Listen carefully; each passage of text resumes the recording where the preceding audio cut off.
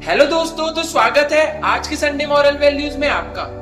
जैसे कि आप सभी को पता है कि कल एक बहुत ही शुभ पर्व है जिसे हम सभी रक्षाबंधन या फिर राखी इस नाम से जानते हैं। ये पर्व भाई और बहन के बीच का वो बंधन है जहां हमें एक भाई का और एक बहन का एक दूसरे के प्रति परस्पर प्रेम दिखाई देता है। और इतना ही नहीं, ये एक बहन के अपने भाई के ऊपर अटूट विश्वास का भी प्रतीक है।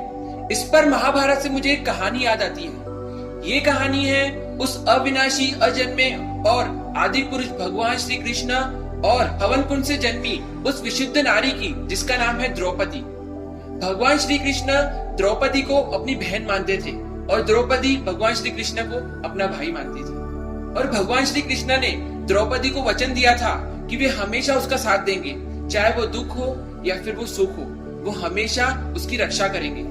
फिर वह अशुभ दिन आता है जब कौरव के साथ दुष्ट क्रीड़ा में पांडव अपना सब कुछ गवा देते हैं, यहाँ तक कि अपनी पत्नी द्रौपदी को भी वो लोग गवा देते हैं। और फिर खेल समाप्त होने पर दुर्योधन दुशासन से कहता है, जाओ द्रौपदी को खींच कर लेके आओ। उस समय द्रौपदी स्नान शुद्धि के लिए अपने कक्ष में तैयार हो रही थी, पर दुशासन ने बिना यह सोचे दरवाजा तोड़ा और द्रौपदी को, जो कि अधवस्त्र में थी, उसे बालों से घसीटकर उस सभा में लाया गया जहां पर खेल चल रहा था। और उस सभा में भीष्म पितामह, कृपाचार्य और विदुर जैसे कई महान विद्वान और महान विचारक बैठे हुए थे। पर फिर भी एक अबला नारी के साथ इतना घोर अन्याय नहीं, इतना घोर पाप होते हुए वे लोग देख रहे थे और कुछ भी नहीं कह पाए। और सभी लोग उस सभा में अपने कान और अपना मुंह बंद करके वो सब चीजें होती हुई देख रहे थे। इस पर दुर्योधन ने दुशासन को आदेश दिया कि वो द्रौपदी का चीर हरण करे, यानी कि उसका वस्त्र हरण करे। और ये सब भरी सभा देख रही थी, यहाँ तक कि भीष्म पितामह और बाकी सब लोग भी देख रहे थे।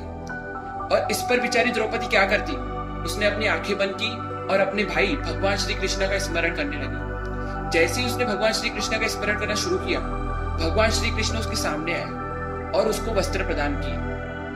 जैसे जैसे दुशासन वस्त्र खींचते जा रहा था, उसकी साड़ी को खींचते जा रहा था, वैसे वैसे भगवान श्री कृष्ण वस्त्र देकर उसकी रक्षा कर रहे थे, उसकी पवित्रता की रक्षा कर रहे थे। और इसी की वजह से कुरुक्षेत्र में एक बहुत खतरनाक और बहुत बड़ा युद्ध हुआ था जिसे हम लोग महाभारत के नाम से जानते हैं। तो दोस्तों, आज भी समाज में दुशासन और दुर्योधन जैसे लोग हैं जो हमारे देश की निर्मल और पवित्र द्रौपदी जैसी नारियों पर अपनी दृष्टि से चीरहरण कर रहे हैं। परंतु हम लोग भगवान तो नहीं हो सकते हैं, पर एक काम हम लोग जरूर कर सकते हैं। हर स्त्री में, हर नारी में हमें अपनी माँ दिखाई दे, हमें अपनी बहन दिखाई दे, इतना तो हम लोग कर ही सकते हैं। जाते जाते मैं एक बात कहते हुए जाऊंगा कि समाज में या फिर दुनिया में बुराइयां इसलिए नहीं फैल रही है क्योंकि बुरे लोग बढ़ते जा रहे हैं। बुराइयां इसलिए फैल रही है क्योंकि अच्छे लोग शांत बैठे हैं, अच्छे लोग अपना कान बंद करके बैठे हुए हैं। धन्यवाद।